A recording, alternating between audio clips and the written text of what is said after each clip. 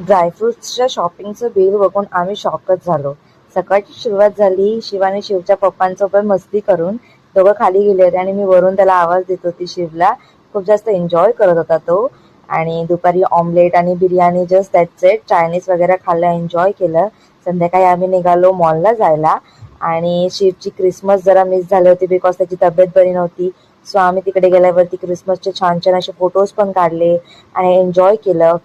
माहित नाही का बट सीवूडच्या मॉलचं पार्किंग मला खूप आवडतं. खूप झिगझॅग वे मध्ये आहे. मग काय आउटफिट चेक केले आम्ही दोघांनी आणि नंतर निघालो शॉपिंग करायला. जस्ट मॉल फिरून घेतला आणि शॉपिंग करायला गेलो.